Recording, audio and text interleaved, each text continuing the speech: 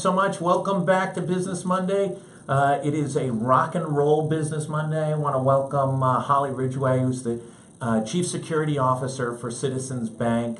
And in our little delve-in, one of the top 10 women as a CSO in America, right?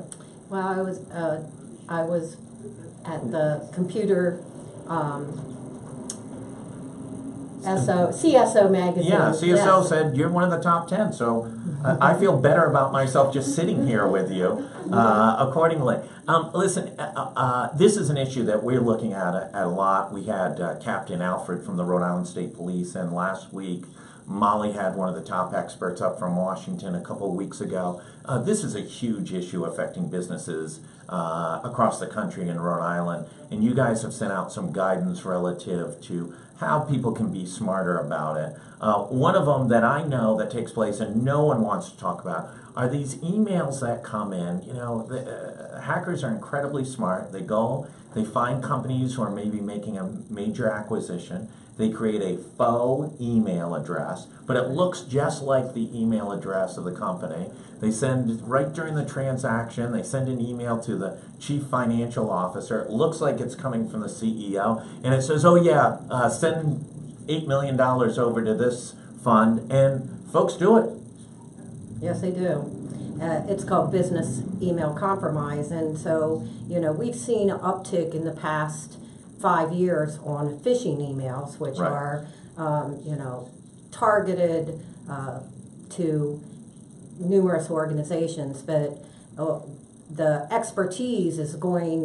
level of expertise is raising in these email schemes. So before we would have an email that had misspellings or Right. wasn't the right grammar. Now they do research. They look on social media sites, see who is key people in the organization, and then they fashion these emails with specific information that they've been able to find online on people's social medias or reading the newspaper, and then they build out these customized emails to send, and they look legitimate.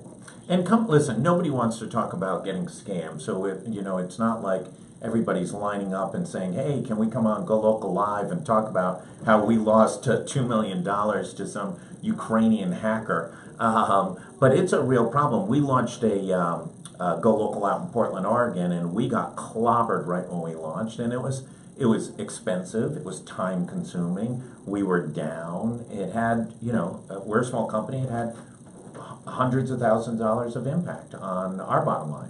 Well, we have a lot of protections in place, and we have a very robust education program for all of our employees.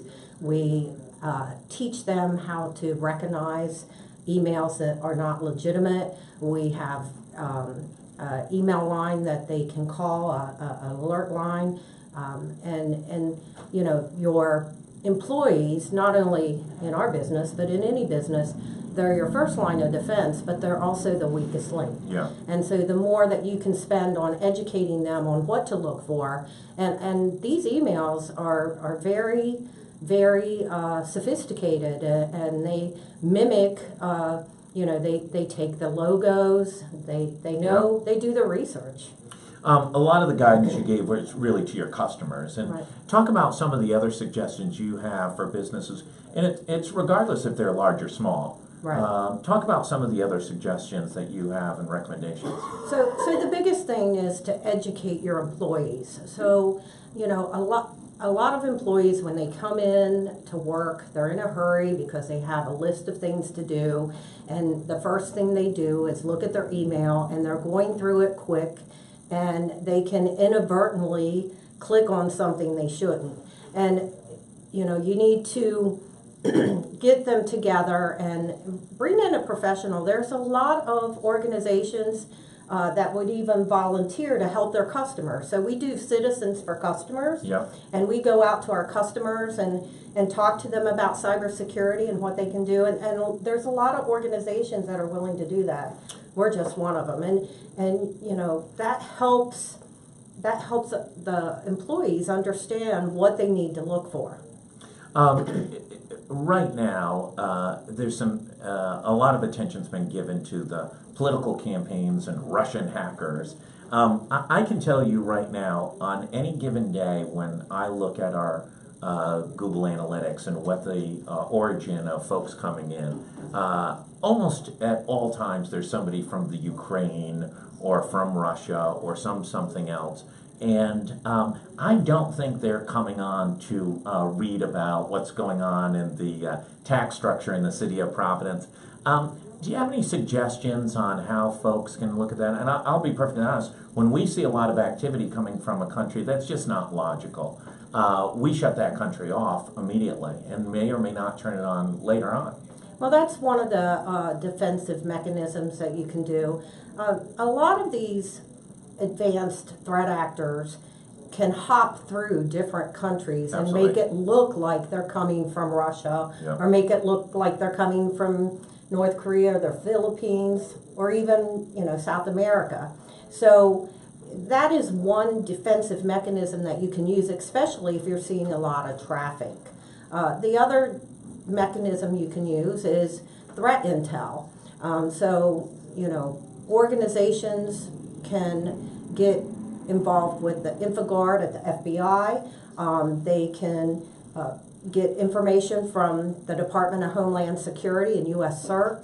And then there's numerous vendors that have threat intel feeds, and they can help the organizations look at what is the biggest risk to them and put in defensive mechanisms in their technology and equipment to help protect them from that type of traffic. Is this the number one issue that businesses are going to be facing from a threat standpoint over the next decade? Is this really where businesses really need to get smart, put some resources into it? I think everybody, history will, if you look at the past 10 years, you've seen instances of manufacturers having their intellectual property stolen and then, used in competition. The cybersecurity is a huge topic. It's a risk, and different organizations have different levels of risk. It's not going away. If anything, it's getting more sophisticated and very difficult to manage. Anytime you take resources and time and money away from growing your business, Right. it becomes a problem. You've got some specific, they can find it on your site. I also want to mention that the Rhode Island State Police have a joint partnership task force meeting tomorrow. That's available. You can find that on Go Local. If you were going to give,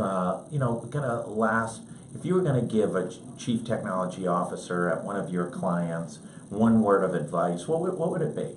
Don't be complacent. You always have to stay on alert.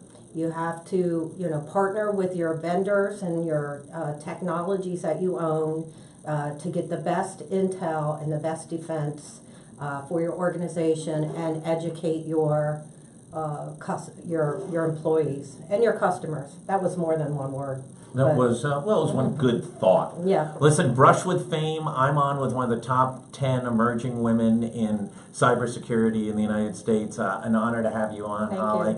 We're going to take a 1 minute break and be back with Saul Kaplan from Business Innovation Factory. We're going to talk Amazon HQ2. Maybe there will be an HQ3, who knows. And last question, are you going to be located in Johnston, the new fancy new headquarters? Yes, I am. Oh, nice. We'll come visit you all the time and get you down here all the time. Well, Thanks thank so you. much. We'll be right back.